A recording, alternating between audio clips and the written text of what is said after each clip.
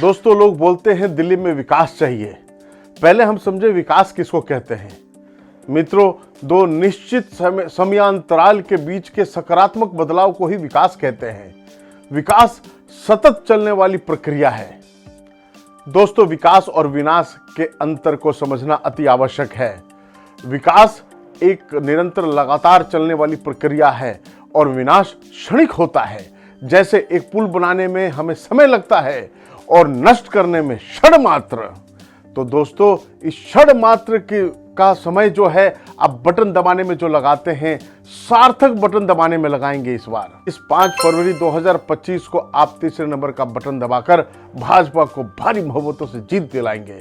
क्या दोस्तों आपको लगता है 12 साल में विकास दिल्ली में हुआ है, या यह विकास मिसाल देने योग्य हुआ है?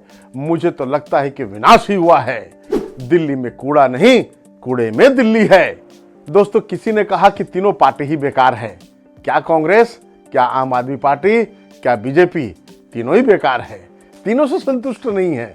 तो दोस्तों, इसका उत्तर भी मैं देता हूं। दोस्तों, बीजेपी एक संगठन है जो मानवीय संख्या से बनी है और मानव त्रिगुणात्मक है और उसके ऊपर चित्त होता है। चित्त आम जनता है, आप जनता जनार्दन है। ये 3 गुण क्या हैं? सत्व, रजस और तमस। दोस्तों, कलयुग में तमस रहित होना कल्पना मात्र है। तमस रहित नहीं हो सकते हैं, पर हमें देखना होगा किस पार्टी में तमस सबसे कम है और किस पार्टी में तमस सबसे ज्यादा है। और तमस यदि ना हो तो वह संपूर्ण योगी या देवता बन जाएगा, जो कि अब असंभव है। तो दोस्तों, तामसिक गुण ना के बराबर हमारी भाजपा में ही दिखती है। फिर तो सत्व और राजस गुण से ओत प्रोत हिंदुत्व और विकास की विचारधारा के बयार बिखेरते हुए भाजपा ही ठीक है। दोस्तों हम बाजार में जाते हैं तो सबसे बेस्ट बढ़िया चीज, जो बेस्ट अवेलेबल चीजें होती है वो पसंद करते हैं। तो दोस्तों, डेमोक्रेसी में जो बेस्ट अवेलेबल अभी पार्टी है वो हमारी भारतीय जनता पार्टी ही है। और एक दूसरे बिंदु पर भी बात करना चाहूंगा। दोस्तों, किसी ने कहा कि यदि फला आदमी कांग्रेस से बीजेपी में आता है तो वो अच्छा हो जाता है, और वही व्यक्ति अगर आम आदमी पार्टी में जाता है तो बेकार कैसे हो जाता है? मैं इसका भी उत्तर देता हूं। लोग कहते हैं कि जो आपसे बीजेपी में जाते हैं तो आप में बुरा तो था ही, तो बीजेपी में कैसे अच्छा हो गया? तो भैया, आदमी जो हो, बीजेपी कंपैरेटिवली अच्छी पार्टी है, एक विचारधारा वाली पार्टी है, सशक्त विचारधारा वाली पार्टी है। तो यदि बीजेपी ज्वाइन करता है तो एक चीज तो अच्छी हुई, पार्टी उससे अच्छी मिली है।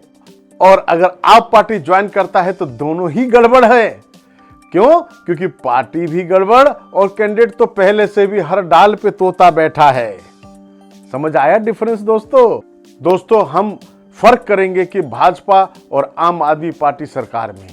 आप सरकार और भाजपा में से हमें भाजपा क्यों चुनना चाहिए? तो दोस्तों, आप सरकार में टूटी फूटी सड़कें रही हैं, वहीं बीजेपी अच्छी सड़कों का वादा कर रही है।